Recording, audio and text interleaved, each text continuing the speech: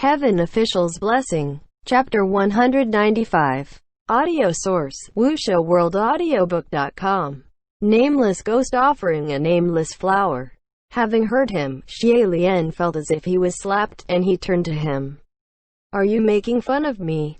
"No," Wu Ming replied. "Then don't say such nonsense. How can there be such a thing?" After a pause, Wu Ming said, "It's not impossible." Xie Lian couldn't take it anymore and snapped back. "That's enough. What are you trying to say? Weren't you a soldier of Xianle? I didn't rouse you from the battlefield to listen to you speak for Yang, and you just need to heed my command." That flower on the ground pierced his heart and stabbed his eyes, making him feel unkempt all of a sudden. Xie Lian charged forward and stomped it down, crushing it like he was venting his fury. Yet after he was done, he felt baffled by himself. Why must he throw such a huge temper against such a small flower? He rushed out of the temple of the Crown Prince. It was only after feeling the cool breeze did he gradually calm down. Behind him, that black-clad warrior also followed after and came out. Xie Lian asked, "You've investigated this area. Have you found anywhere that appears unusual?" "No," Wu Ming replied. "Are you sure?" Xie Lian asked. "In order to unleash the human face plague, there can't be anything amiss with time, fortune, or location." "I'm sure," Wu Ming replied. Xie Lian had nothing more to say, and he looked up to the sky. After a moment of silence, Wu Ming asked, "Your Highness, have you thought of how to unleash the pestilence of the resentful spirits?" "I'm still thinking," Xie Lian said.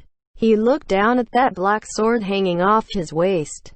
Millions of resentful spirits were sealed within this black sword, but it could only keep them sealed for so long. Just then, Wu Ming spoke up. "Your Highness, I have a presumptuous request." "Speak." The eyes behind the mask of that black-clad warrior were watching him intently. "My beloved had sustained grave injuries in this war, suffering a fate worse than death. I could only watch with open eyes as they suffer this torment, struggling in agony." "And?" Xie Lian said. "And so, I hope I could be the one to wield the sword and avenge them." His reason was very reasonable, but for some reason, Xie Lian found it hard to trust him. He narrowed his eyes. "I find you rather odd." He turned around and circled Wu Ming as he said coolly, "Based on what I've seen, you don't look like an avenger entangled in resentment and hatred. To ask this of me, is it really so you can unleash the human face plague?" While he might have said so himself, why else would Wu Ming request to unleash the human face plague? The nameless black-clad warrior bowed his head towards him. "Your Highness, I wish for the deaths of young and people more than anyone. Furthermore, I wish it'd be in my hands that they perish. If you don't believe me, I can go prove myself to you right now." "How do you plan on proving yourself?" Xie Lian asked. The black-clad warrior placed his hand on his saber and slowly stood down. By the third step back, Xie Lian suddenly realized just what he planned to do. He was going to kill to prove to him he had a vengeful heart. "Stop!" Xie Lian instantly called out. Wu Ming stopped. After looking him over critically, Xie Lian said resolutely, "No, I will unleash them myself." That black-clad warrior bowed his head, and with the mask on, it was hard to tell what was the expression on his face. Xie Lian didn't care for anyone else's reaction either, and he turned around, speaking softly. "However, before that, I have something else to do," he said as he raised that frozen jade-like black sword, and stared at the glistening blade in his hand, a peculiar light flashing throughout his eyes. That black-clad warrior noticed something was off and exclaimed, "Your Highness, what are you planning?" He hadn't even had the time to stop Xie Lian before the next second, Xie Lian turned the point of the blade on himself, and lunged that black sword into his own abdomen. The next day, on the streets of Lang'er Bay, the weather hadn't been great lately, cloudy and gloomy with wild gusts suddenly blowing at times, and nefarious rains fell at others. Speaking of which, it hadn't been peaceful lately no matter the place. and there had been word that even the palace was caught in a fire, the king and the crown prince both down with illness to the point where they could grant audience to no one. It was chaos everywhere, filled with ominous signs, and the people couldn't help but grumble, feeling ill at ease. Only ignorant children continued to play and run around without a care in the world. A wave of gloomy wind swept past, blinding the eyes. And soon after, there was a huge boom that suddenly sounded from the intersection of the street. The figure of a man had dropped from the skies. The crowd on the street were all startled by that sudden booming noise, and they all looked towards the end of the street. On the ground there was a human-shaped crater formed from the crash, and within the hole was a person lying flat listlessly, his hair strewn and messy, his body covered in blood, so much so that his white robes appeared particularly horrifying. All of a sudden, everyone in the entire street came gathering. "Who? My heavens, where did he drop down from? The sky. Is he dead? I don't think so. I think he's still moving. I can't believe he'd survive a fall like that. Wait, what's that on his chest? A sword." Once the crowd was close enough, the people finally saw that person's appearance clearly. Well disheveled, his face was handsomely clean and white. Only, his eyes were gazing towards the sky unblinkingly, unlike the living. But he couldn't be said to be dead, since he was still breathing, and that black sword piercing his abdomen, penetrating his organs, was still rising up and down weakly along with his chest.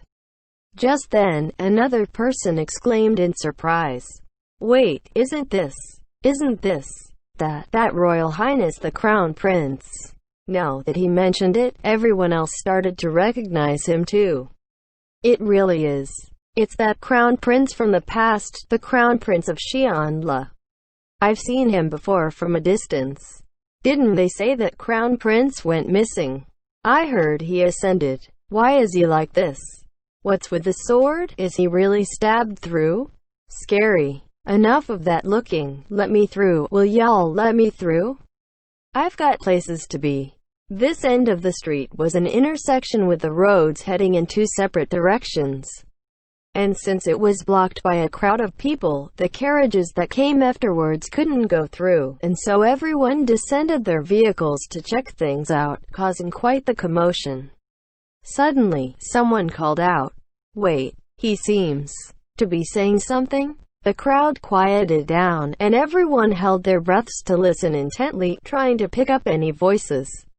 A moment later, no one on the outer edges heard anything, so they shouted, "What did he say? Just what is happening? Did he say?" The ones in the front rows called back, "No." "Then what did he say?" "He said, 'Save me.'" Single quote, quote dot. Xie Lian laid flat on the ground, and after having uttered those two words, not another sound escaped his lips. The people crowding around him all showed different expressions with varying reactions and various degrees of puzzlement. A chubby man who looked to be a chef said, "Save him? How do we save him?" Someone took a guess. "He probably meant to help pull the sword out." That chef looked to be fairly gutsy, and was just about to go up and give it a shot when he was instantly held back by several hands. Don't, absolutely do not." That man was confused. "Why not?" The bystanders explained. "You mustn't. Haven't you heard? Didn't Xianla lose the war?" "Why did they lose the war?" "Because of that human face plague." "Why was there human face plague?" "Because there was a god of misfortune, and that's god of misfortune." "Really?" The moment those words came out, no one dared to step up recklessly any longer, and all around that enormous human-shaped pit was suddenly empty of people. After all, no one knew just what had happened to the crown prince of the previous dynasty. Was he a god of misfortune? Would they contract that horrifying human face plague if they came in contact with him? Or would they find themselves in utter misfortune? Besides, it appeared that even if they didn't pull the sword, he wouldn't die for the moment.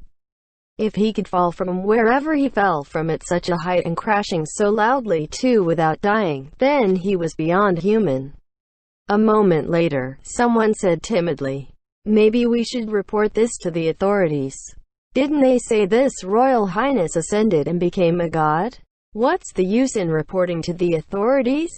Then what should we do? The crowd chattered and babbled, but in the end, they couldn't come to a conclusion, so they still ended up sending someone to report the incident. Anything else was out of their hands. You wanted to lie there? Then just lie there. Let's leave him be. Thus, Xie Lian rested like that in that human-shaped pit, watching the curious heads of people gradually decrease and slowly disappear. The carriages that were blocked detoured around him, and the children who were playing around on the streets were all dragged back into the house by their parents. There was still a person here and there who'd pass by, but they'd be further away in the distance. Xie Lian remained expressionless throughout, speaking not a word. There was a little water seller who couldn't bear the sight, and whispered to his wife watching the stall, "Will it really be all right to leave him like this? How about I give him a cup of water?" The wife of that little merchant hesitated for a moment and scanned their surroundings, whispering back, "Let's not. If he really is a god of misfortune, then no one knows what would happen if you get too close." That little merchant was also hesitant, looking around, and a group of other merchants like him at their stalls were all staring at him, their expressions nervous, as if he should approach, they would all draw their lines and stay far, far away. In the end, he still didn't dare to step out on his own, and abandoned the idea. And so, Xie Lian stayed like that from the thin mist of morning to the blazing sun of midday, then to dusk, and he lay there until deep into the night. In between that time, there were many people who saw him, but those who approached were very few, and there certainly wasn't anyone who would help pull that black sword from his abdomen.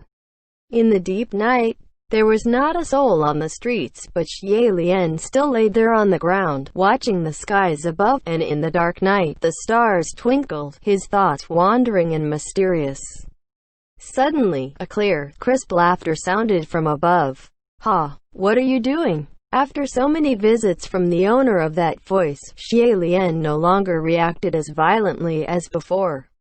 And not having received his angry and panicky welcome, the owner of that voice took the initiative to walk over himself and stood by Xie Lian's head, bending down, and his voice even seemed to sound a little disappointed. "What are you waiting for?" That cry smile mask was upside down and coincidentally blocked his entire vision. They faced each other with only a few feet between their faces, and Xie Lian said coldly, "Get the hell out of here, you're blocking me from watching the sky." To be told to get the hell away, Bai Wuxiang wasn't upset in the least, and laughingly straightened up, sounding more and more affable like an elder who was tolerant of a spoiled child. "What's so good about the sky? It's prettier than you," Xie Lian snapped back. "Why the temper?" Bai Wuxiang asked. "It wasn't me who stabbed you, and it wasn't me who left you here this time. You did this all yourself. Even if you haven't gotten the results you were hoping for, you still can't blame me?" "It's none of your shitty business," Xie Lian said. Bai Wuxiang chuckled sympathetically. "Silly child. Did you think someone would come help pull out the sword?" End chapter.